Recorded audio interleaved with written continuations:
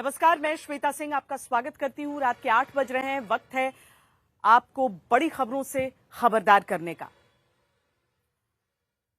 देश के चुनावी राज्य बिहार में जहां पहले चरण की वोटिंग को अब 11 घंटे बचे हैं, वहां क्या राहुल गांधी की वोट चोरी के आरोपों वाली नई फाइल के खुलने से कोई असर पड़ेगा? यह बड़ा सवाल हम इसीलिए पूछ रहे हैं क्योंकि राहुल गांधी ने हरियाणा को लेकर भारतीय जनता पार्टी पर आरोप लगाया है कि चोरी से सरकार बनाने के लिए वहां पर जिस तरीके से वोट चोरी की गई, उसके आधार पर कांग्रेस को वहां पर हार का सामना करना पड़ा है। बिहार में लंबे समय तक वो ये मुद्दा उठा रहे थे। हालांकि प्रचार के समय वोट चोरी की बात कोई भी विपक्षी पार्टी करते हुए नजर नहीं आई। सवाल यह है कि हरियाणा में लगाए गए आरोपों का असर क्या बिहार के चुनावों में नजर आ सकता है? कल क्या पता चुनाव होंगे कि नहीं होंगे। इतनी बड़ी चोरियां हो रही हैं चुनाव में।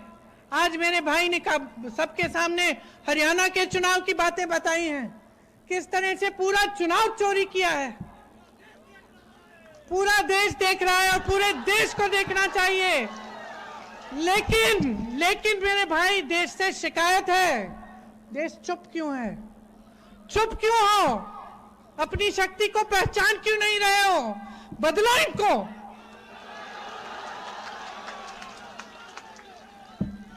खदेड़ दो इनकी सरकार को, एक नई सरकार बनाओ।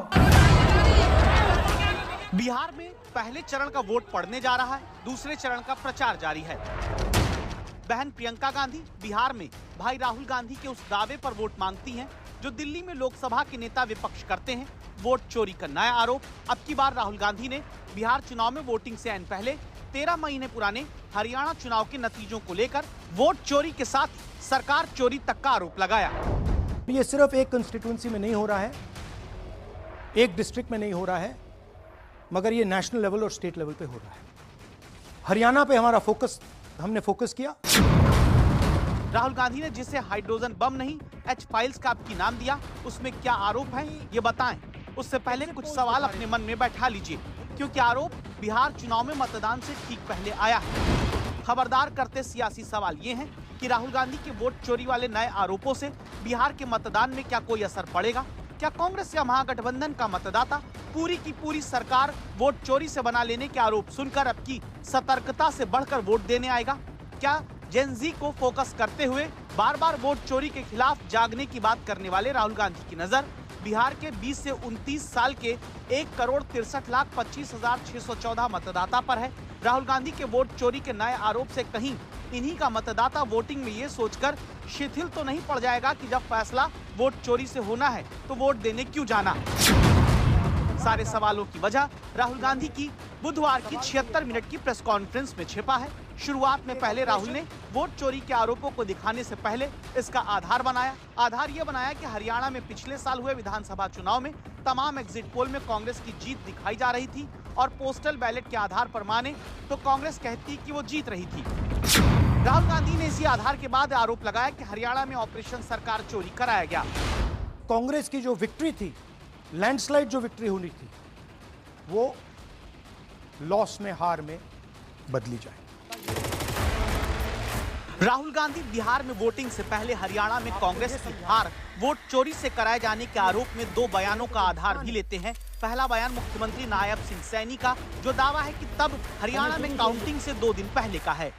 भारतीय जनता पार्टी एक तरफा सरकार बना रही है, हमारे पास सारी व्यवस्थाएं हैं, आप चिंता मत करिए। कौन सी व्यवस्था, क्या व्यवस्था, ये इस प्रेजेंटेशन का लक्ष्य है। आपको यह समझाना कि ये इनके चेहरे पे जो मुस्कान है ये क्यों है। राहुल गांधी इसके बाद वोट चोरी के आरोपों की प्रेजेंटेशन में स्क्रीन पर 8 सीट दिखाते हैं जहां कांग्रेस कम अंतर से हारी। उनका जिक्र करते हुए दावा करते हैं कि अगर यहीं पर 22,779 वोट कांग्रेस पा जाती तो हरियाणा में कांग्रेस की सरकार होती। इसके बाद राहुल गांधी स्क्रीन पर एक तस्वीर लाकर पूछते हैं, हरियाणा की जनता से पूछना चाहता हूं कि ये कौन है। इस तरह राहुल गांधी पहला आरोप ये लगाते हैं कि ब्राजील की मॉडल की फर्जी तस्वीर लगाकर राय विधानसभा सीट पर 10 बूथ में 22 फर्जी वोटर हैं, जिनका नाम कहीं सीमा है, कहीं स्वीटी, कहीं सरस्वती। इससे पता लगता है कि यह सेंट्रलाइज्ड ऑपरेशन है। क्यों? क्योंकि ये 10 बूथ में इसकी फोटो आती है। इसका मतलब ये बीएलओ का काम नहीं है, ये सेंटर से डेटाबेस में ये डाला गया है। असल में राहुल गांधी ये दावा करते हैं कि ब्राजील की मॉडल की तस्वीर लगाकर राय असेंबली सीट के 10 बूथ में 22 फर्जी वोटर तैयार करना वोट चोरी का एक मॉडल है। राहुल गांधी ये आरोप लगाते हैं कि इसी तरह वोट चोरी के तरीके से राय विधानसभा सीट, जहां कांग्रेस 4673 वोट से हारी है, लेकिन एक हकीकत ये भी है कि इसी राय विधानसभा सीट पर 2019 में भी कांग्रेस 2662 वोट से हारी थी। 2014 में इसी सीट पर कांग्रेस उम्मीदवार केवल 3 वोट से जीता था। 2009 में इसी सीट पर कांग्रेस 2666 वोट से खुद जीती थी। यानी हार जीत में कांटे की टक्कर पहले से राय सीट पर होती आई है, जहां कांग्रेस 3 वोट से लेकर 2666 वोट तक से जीती भी है। इसीलिए कड़ी टक्कर वाली सीट पर सीधे ये कह देना कि फर्जी वोट से हार जीत हुई, क्या सच है? हाँ, सच ये जरूर है कि ब्राजील की मॉडल की फर्जी फोटो वाले वोटर का नाम वोटर लिस्ट में कैसे है। क्या इसकी जांच चुनाव आयोग ने पहले खुद नहीं की? उन्होंने हरियाणा चुनाव को लेकर के ये कहा कि एग्जिट पोल में कांग्रेस पार्टी जीत रहे थे। अरे एग्जिट पोल, ओपिनियन पोल में हमेशा आप डाउन हुए हैं। कांग्रेस के नेता ही कह रहे हैं कि वो अपने वजह से हारे हैं, और यहां राहुल गांधी कह रहे हैं वोट चोरी हो गया, इलेक्शन कमीशन को गाली दे रहे हैं। इस तरीके के आप बात करेंगे तो कौन विश्वास करेंगे? तो क्या वोटर के नाम के आगे अगर ब्राजील के मॉडल की तस्वीर लगी है तो ये साफ संकेत है कि वोट चोरी हुआ, या फिर क्या इसका ये मतलब हो सकता है कि चुनाव आयोग की तरफ से कोई गलती हुई जिसके कारण नाम सही है लेकिन जो तस्वीर है वो एक ही तस्वीर अलग अलग लग रही है? इन दो सवालों के बीच बड़ी खबर इस पूरे मामले में ये है कि आज तक हरियाणा के राय विधानसभा सीट पर उन 2 वोटरों तक पहुंचा जिनके नाम के आगे मतदाता सूची में ब्राजील की मॉडल की तस्वीर लगे होने का दावा राहुल गांधी ने किया। इनमें से एक वोटर पिंकी है, जिन्होंने बताया कि उनके वोटर आईडी कार्ड पर पहले गांव की ही किसी और महिला की तस्वीर लगी हुई थी, जिसकी शिकायत उन्होंने की। उन्हें इस बात की जानकारी नहीं कि इनके नाम के आगे ब्राजील की किसी मॉडल की तस्वीर लगी है।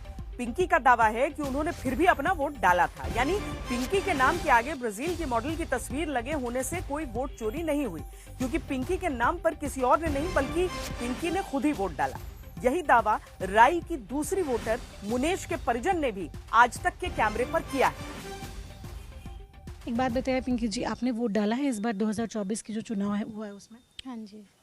आपको ये बात पता लगी जो आज राहुल गांधी ने एक प्रेस वार्ता किया, उसमें कुछ भी चीज़ हुई, आपको ये सब पता है? नहीं। इससे पहले कभी आप लोगों को दिक्कत हुई थी? आपका नाम या फिर आपका जो फोटो है कोई गलत तरीके से छप गया था, या फिर आप ही का फोटो आपके वोटर कार्ड में छपा था, या आपके पास जो वोटर कार्ड है कुछ अगर बता पाएंगे उसमें? नो मैम, कोई गलती नहीं है, बस फ़ोटो चेंज हुई थी, बस ये दिक्कत हुई थी। वो पहले हुई थी ना? हाँ जी, बहुत पहले, मतलब स्टार्टिंग में वही हुआ था, बस जब हमने वोटर कार्ड बनवाया था, जब ये फ़ोटो की मिस्टेक। मैम इतना तो याद नहीं है। आपने वो सही करने की भी कोशिश की होगी? जी मैम, कोशिश की थी। मैम जिन्होंने हमें वोटर कार्ड दिया था, हमने उन्हीं के हाथ उल्टा भिजवा दिया था, तो उन्होंने बोला हम ठीक करवा के उल्टा दे देंगे, लेकिन वो अभी तक आया नहीं है। आज वोटर कार्ड ही आज का आपके पास अब तक आया है? हमने आधार कार्ड या जो सरकार की तरफ से स्लिप आती है हम उसी से वोट डालते हैं। उसमें आपका कोई फोटो वगैरह आया था, आप जो सरकारी कार्ड या फिर? मैम फ़ोटो ही चेंज हो रखी थी हमने, जबकि अपनी फ़ोटो दी थी पासपोर्ट साइज की, तो फ़ोटो फिर भी चेंज हो गई।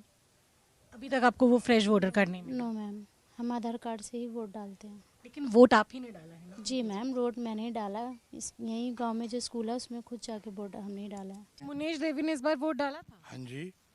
तो ये जो वोट चोरी हुई है, कह रहे हैं कि एक ब्राजीलियन औरत की तस्वीर लेके 22 बार वोट डाली गई है, इसमें क्या सच्चाई है? क्या मुनेश देवी की वोट को चोरी की गई है? क्या आप लोगों ने, माफ़ी चाहती हूँ लेकिन सवाल पूछना पड़ता है कि क्या आप लोगों ने किसी भी तरीके से उनका वोट किसी को बेच दिया था, या फिर उन्होंने वोट डालने ही नहीं गए, कोई और वोट डाल दिए? इतने आरोप लग रहे हैं। नेता जो आते हैं वो अपने तरफ से जो भी उनका बात होता है वो रखते हैं। आप एक आम आदमी के तौर पे क्या कहना चाहेंगे, क्योंकि आप भी शायद वोट डालने आए होंगे मुनेश देवी के साथ? हाँ हाँ बिल्कुल, मैं खुद भी आया था, मैं अपनी मदर को भी लेके आया, मैं अपनी भाभी को भी लेके आया। हम शुरू से ही सोनीपत में रहते हैं, तो जब वोटिंग वगैरह होती है तो हम गांव में ही आते हैं वोट डालने। तो मैं ही आया था और उन्होंने ही अपना वोट डाला है, और किसी ने वोट थोड़ा ना डाला है। ये आप गारंटी के साथ कह सकते हो मुनेश देवी ने? हाँ हाँ बिल्कुल। ये तो वहाँ जो मान लो ये अपने ये बैठते हैं ना बाहर एजेंट वगैरह, उनको भी पता है ये तो राहुल गांधी क्यों कह रहे हैं फिर ये वोट चोरी हुई है? ये मैडम पता नहीं है उनकी क्या मिस्टेक है। ये शायद इलेक्शन ऑफिस जो ये हमारे ये वोटर कार्ड बनाता है और उसके बाद वोटर लिस्ट में जो मान लो फेरबदल होता है, ये तो उनकी ही मिस्टेक है, हमारी तो कोई मिस्टेक ही नहीं है इसमें। वोट लेकिन चोरी नहीं हुई है? नहीं नहीं मैडम, ये कोई वोट चोरी नहीं हुई। हमने अपना खुद पूरे परिवार ने आके वोट डाला है। और अभी ये रेक्टिफाई करने के लिए इलेक्शन ऑफिस में आप लोगों ने कोई बातचीत की है? नहीं, मेरे पास इलेक्शन ऑफिस से फ़ोन आया था और उन्होंने बोला कि आप हमारे पास वोटर कार्ड की कॉपी भेज दो। वो मैंने मैसेज के थ्रू उनके पास भेज दी है। वैसे जिस मॉडल की तस्वीर राहुल गांधी की तरफ से दिखाई गई है, बड़ा दिलचस्प है ये देखना कि 8 सालों से उस तस्वीर का इस्तेमाल न केवल भारत में बल्कि कई और देशों में भी, न केवल इस वोटर आईडी में बल्कि कई और सोशल मीडिया प्लेटफॉर्म्स जैसे लिंक्डइन पे भी उसका इस्तेमाल हुआ। बहरहाल राहुल गांधी ने जो आरोप लगाए हैं उसमें उनकी तरफ से कहा गया है कि 5 अलग अलग तरीकों से वोटर आईडी के साथ गड़बड़ी करके वोट की चोरी की गई है। देखिए, 2 करोड़ वोटर हरियाणा में, 25 लाख वोट चोरी,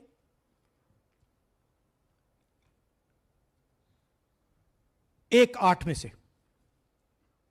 से एक वोटर चोरी का। 12.5% वोट चोरी थी हरियाणा में। तब भी कांग्रेस पार्टी सिर्फ 22,000 वोट से हारती है। राहुल गांधी इस बार एक सीट नहीं बल्कि पूरे राज्य में वोट चोरी के असर का आरोप लगाते हैं, जहां दूसरा आरोप इस आधार पर किया कि वोटिंग लिस्ट में हरियाणा के भीतर एक ही फोटो का इस्तेमाल कई सारे मतदाताओं के लिए किया जा रहा है। एक फोटो, एक असेंबली, 100 वोट। थोड़ा जूम इन करिए, ये देखिए,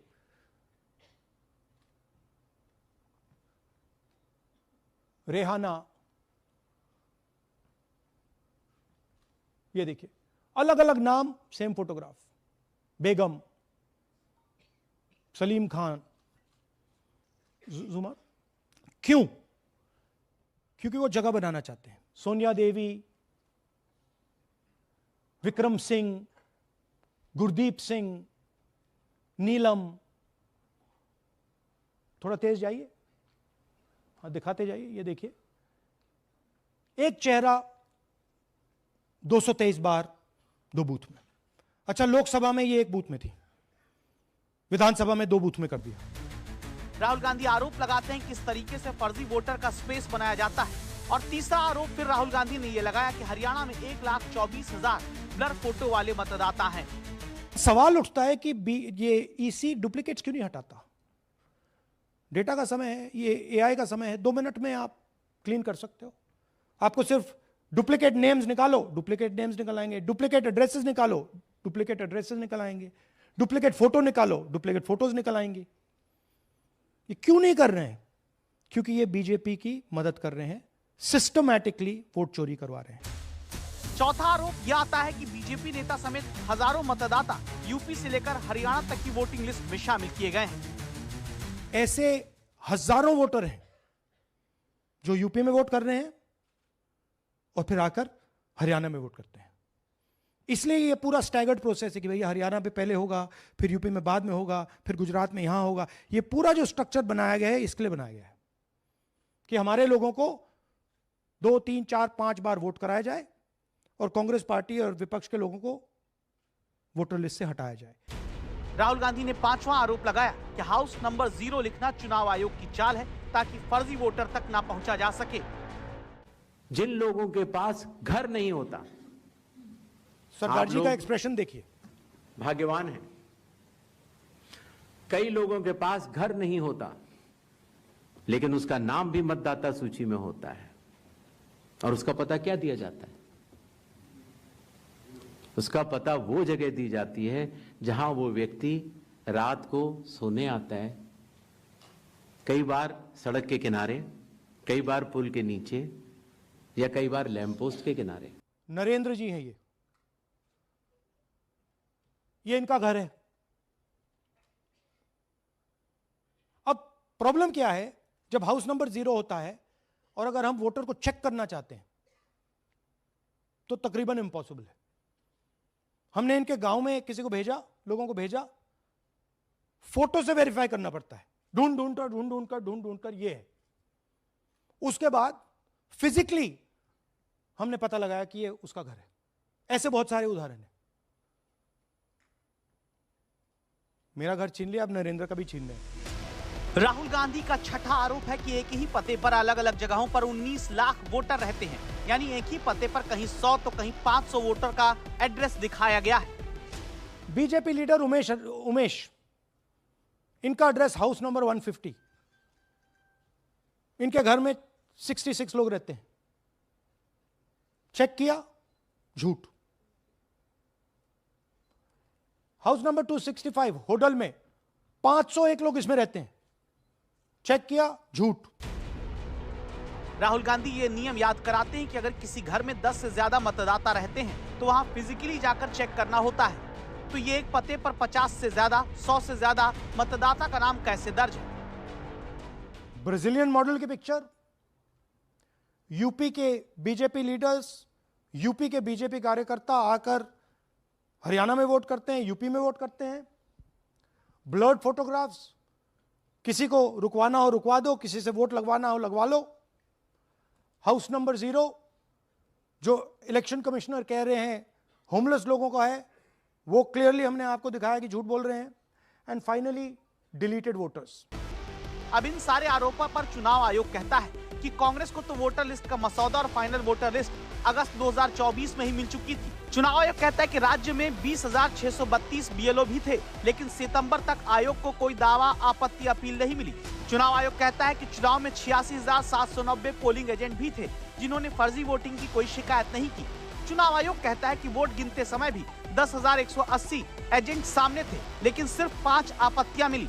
वोटों की गिनती के बाद भी किसी उम्मीदवार ने कोई आपत्ति नहीं दी, ये चुनाव आयोग कहता है और दावा करता है कि अदालतों में 23 चुनाव याचिकाएं डाली गई।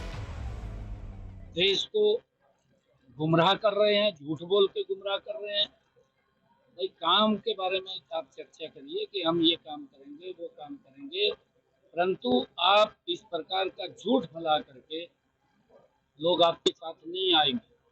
आप झूठ बोल रहे हैं। इनका एटम बम कभी फटता क्यों नहीं है? ये कोई विषय को लेकर के गंभीरता से आता नहीं, बोलते कि हाइड्रोजन बम फटेगा।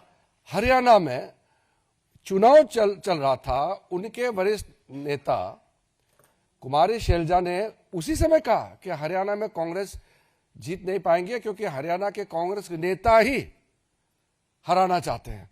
अभी 3 दिन पहले उनके एक फॉर्मर मिनिस्टर ने कांग्रेस से इस्तीफा दिया और यह भी कहा कि कांग्रेस हरियाणा में इसलिए हारा कि कांग्रेस के नेता ही काम नहीं कर रहे थे और खुद ही हरा रहे हैं। राहुल गांधी के आरोप, चुनाव आयोग की तरफ से पहले क्यों नहीं बताया गया का दावा और बीजेपी की तरफ से राहुल गांधी के आरोप को बेबुनियाद बताने के बीच बिहार का चुनाव आ चुका है। क्या वोट चोरी का मुद्दा जो चुनाव के बीच से एकदम गायब रहा, अब वो बिहार में कोई असर मतदान में दिखा पाएगा? और क्या चुनाव आयोग बार बार खुद पर उठते सवालों का सिलसिलेवार तरीके से जवाब देगा ताकि चुनावी लोकतंत्र पर उठती शंका कहीं भी किसी भी मतदाता के मन में ना रहे? इस बीच विश्व विजेता भारतीय महिला क्रिकेट टीम प्रधानमंत्री नरेंद्र मोदी से मिलने के लिए उनके आवास 7 लोक कल्याण मार्ग पर आज शाम पहुंची। तस्वीरें अब साझा की गई हैं, इसकी हम आपको दिखाते हैं, जहां पर प्रधानमंत्री पूरी भारतीय क्रिकेट टीम से मुलाकात करते हुए आपको दिख रहे हैं। दरअसल 2017 में भी एक मुलाकात हुई थी जब टीम विश्व विजेता नहीं बन पाई थी और उस दौर को याद करते हुए तमाम खिलाड़ी वहां पर नजर आते हैं। कैप्टन हरमनप्रीत कौर की तरफ से प्रधानमंत्री नरेंद्र मोदी को जो टीम की जर्सी है वो गिफ्ट की गई, जिसमें पीछे नमो और 1 नंबर लिखा हुआ है और उसके साथ ही सभी जो विजय स्क्वाड की सदस्य थी उन सब के ऑटोग्राफ्स उस पर इंगित हैं। इस पूरे जो वार्तालाप है, जो चर्चा वहां पर हुई, उसमें प्रधानमंत्री की तरफ से भी क्रिकेट मैच के समय के कुछ महत्वपूर्ण पलों का जिक्र हुआ, तो खिलाड़ियों की तरफ से भी ये बात कही गई कि किस तरीके से प्रधानमंत्री की बातों ने उन्हें प्रेरणा दी।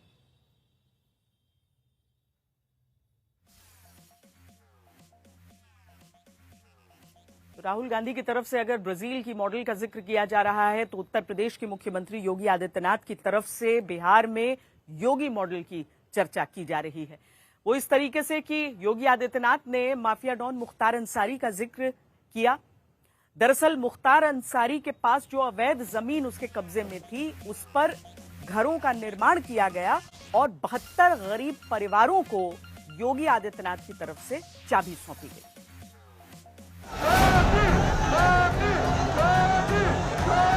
आपने गांधी जी के 3 बंदरों के बारे में सुना होगा। जय श्री राम, जय श्री राम। आज इंडी गठबंधन के 3 और बंदर आ गए। ये 3 बंदर पप्पू, टप्पू और अप्पू के नाम पर।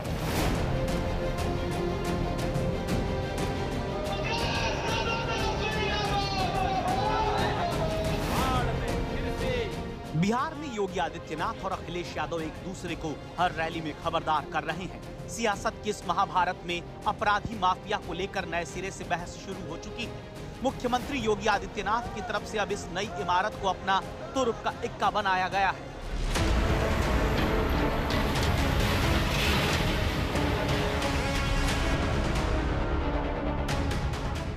और बहनों और भाइयों, आज मुझे बताते हुए प्रसन्नता है, हमने उस जमीन को पहले प्लेन किया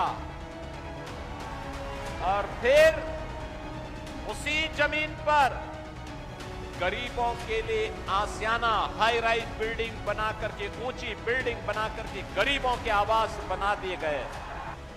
बिहार में बीजेपी का सबसे बड़ा मुद्दा लालू प्रसाद यादव और राबड़ी देवी के राज का कथित गुंडा राज, जिसके खिलाफ योगी की तरफ से इस इमारत को एक सशक्त मिसाल के रूप में पेश किया जा रहा है। भरोसा दिलाया जा रहा है कि अगर एनडीए सरकार आई तो फिर बिहार में भी यूपी की तरह गरीबों को माफिया की जमीन पर अपना घर मिलेगा। उस माफिया ने लखनऊ में समाजवादी पार्टी की सरकार के समय एक नहीं, गरीबों की जमीन पर और सरकारी जमीन पर 4 किले नुमे मकान बना डाले थे। हमारी सरकार आई, मैंने पूछा, भाई ये 4 किले नुमा बड़े बड़े बंगले किसने बनाए हैं? तो लोगों ने कहा कि फलाने ने। मैंने कहा भाई ये तो कुख्यात माफिया है। लोगों ने कहा हाँ। तो मैंने कहा फिर बुलडोजर की कार्रवाई हो जाए ना। योगी आदित्यनाथ ने गयाजी में जिस माफिया का जिक्र किया उसका नाम मुख्तार अंसारी है, जिसने लखनऊ के डालीबाग में अवैध रूप से कब्जा करके आलीशान बंगला बनाया, जिसे योगी सरकार ने ध्वस्त करके उस जमीन पर गरीबों के लिए घर बना दिया। आपको जो चीफ मिनिस्टर ने मकान दिए एक तरीके से जो आपको मिले हैं, आप इनसे उम्मीद थी आपको कि इतने पॉश इलाके में इस तरीके के मकान मिलेंगे जो कि किसी माफिया की जमीन से छुड़ाकर दिए गए हों? नहीं, उम्मीद तो नहीं थी। आज उम्मीद पूरी हुई है, सपना पूरा हुआ है। आपको उम्मीद थी इतना सुंदर बना होगा मकान? ये नहीं थी, बिल्कुल उम्मीद नहीं थी। फिर अचानक बताया गया कि मतलब आपका नाम आ गया, तो हम लोगों ने सोचा कोई ऐसे प्लान कर रहा है कोई। तो फिर दोबारा जब फोन आया तब विश्वास हुआ, तो कहने लगे लॉटरी द्वारा मतलब खुला है। जी। लखनऊ में कार्तिक पूर्णिमा पर गरीबों को जिन घरों की चाबी मुख्यमंत्री योगी आदित्यनाथ ने दी, वो कभी माफिया का गढ़ मानी जाती रही, लेकिन योगी ने इस पर बुलडोजर चलवाया। जिस जमीन पर आम आदमी छोड़िए अच्छे जाने की हिम्मत नहीं जुटा पाते थे, वहां आप गरीबों के आशियाने नए सपने सजा रहे हैं। सर, खुशी तो बयां कर ही नहीं पा रहे हैं और योगी जी का आभार भी नहीं व्यक्त कर पा रहे हैं। किस मुंह से करें जो उन्होंने इतना गरीबों के बारे में सोचा कि चलो उन लोगों को भी छत मिल जाए, उन्हीं की कृपा से मिला है। बस उम्मीद थी आपको? औकात नहीं है कि इतने पौष इलाके में और इतनी अच्छी जगह पे मकान कभी जीवन में हो पाएगा। अब हमें पता ही नहीं था कि इतनी अच्छी जगह पे योगी जी मतलब हम लोगों को मिल गया। अभी भी हमको भरोसा ही नहीं है पहली बात तो कि योगी जी के हाथ से मिला है। बधाई खुशी बा कि इतना खुशी मैं क्या कहूँ कि हनुमान जी ने पार के दिखा दूँ कि इतना खुशी है मेरा। बिहार में अपने योगी मॉडल का प्रचार कर रहे मुख्यमंत्री का मकसद मतदाताओं को ये संदेश देना है कि उनकी सरकार में बुलडोजर सिर्फ माफियाओं की संपत्ति पर चलता है और इसका सीधा फायदा गरीबों को होता है। मुख्तार अंसारी की लखनऊ में डालीबाग वाली कोठी तोड़कर बने ये फ्लैट इस बात की मिसाल बताए जा रहे हैं कि कानून से ऊपर कोई नहीं। योगी बिहार में यही बात मतदाताओं को समझाने में लगे हैं। जहां की राजनीति परिवारवाद और माफियाओं के इर्द गिर्द होती, इसके बाद मुख्यमंत्री समाजवादी पार्टी को आरजेडी का पार्टनर बताकर अयोध्या में राम भक्तों पर गोली चलवाने की बात याद कराते हैं और फिर बाबर तक पहुंच जाते हैं। बिहार चुनाव में योगी बीजेपी के स्टार प्रचारक जिन्हें देखने सुनने के लिए लोग बुलडोजर पार आ रहे हैं। वहीं महागठबंधन के लिए प्रचार कर रहे अखिलेश यादव ये वादा करते घूम रहे हैं कि उत्तर प्रदेश में उनकी सरकार बनने पर वो बुलडोजर छीन लेंगे। बिहार के लोगों, आप यहाँ पर बदलो सरकार और यूपी में हम लोग बदलेंगे सरकार। आप लोग बदलो, आप लोग बदलोगे तो हम भी बदल देंगे उन्हें, और इस बार बदलेंगे तो उनका बुलडोजर छीन लेंगे। इस बार बीजेपी की हार लिखेगा बिहार। भाजपा की बिहार से विदाई होने जा रही है। तो एक तरफ योगी आदित्यनाथ माफिया राज को उखाड़ फेंकने की बात कह रहे हैं, तो दूसरी तरफ कानपुर में बीजेपी के सांसद ही खुद को गुंडा और हिस्ट्री शीटर बता रहे हैं। दरअसल दिशा की एक बैठक चल रही थी वहां पे, जहां बीजेपी के दो गुटों के बीच ही बहस शुरू हो गई। उसी समय बीजेपी सांसद की तरफ से कानपुर देहात में दिया हुआ ये बयान है जो अब वायरल हो रहा है कि सरकार के डबल इंजन आपस में ही टकरा रहे हों। अब तो जो खबरें हम लोग पढ़ते हैं, न केवल इंजन टकरा रहे हैं अध्यक्ष महोदय, अब तो डब्बे भी टकराने लगे हैं। 2024 के लोकसभा चुनाव के बाद से अखिलेश यादव लगातार ये दावा करते आ रहे हैं। कानपुर में मंगलवार को जो कुछ हुआ उसके बाद समाजवादी पार्टी ने एक बार फिर ये कहना शुरू कर दिया कि बीजेपी के इंजन आपस में भिड़ रहे हैं।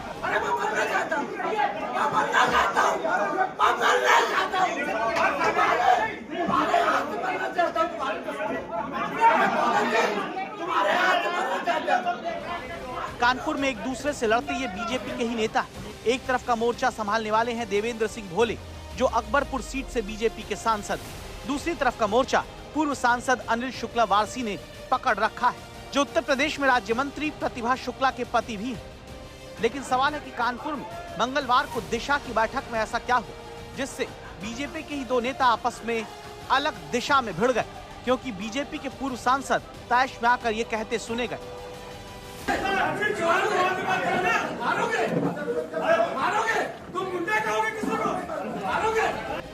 जिले के विकास को लेकर होने वाली दिशा बैठक के दौरान मौजूद डीएम कपिल सिंह और एसपी श्रद्धा पांडे ने सर कहते हुए किसी तरह दोनों को शांत करा। मामला सत्ताधारी दल के दो बड़े नेताओं का होने के कारण यहाँ मौजूद अफसर केवल तमाशबीन बन खड़े रहे। वहीं बीजेपी सांसद ने ये तक कह दिया कि वो कानपुर देहात के सबसे बड़े गुंडे हैं। अपराधी कहना तो मुझसे बड़ा कानपुर देहात में कोई बदमाश नहीं है। मैं हिस्ट्री सीटर हूँ कानपुर देहात का। कागज और कलम पुलिस का होता है। मेरे खिलाफ उसने मुकदमे लिखे, उसी सरकार ने खत्म किए।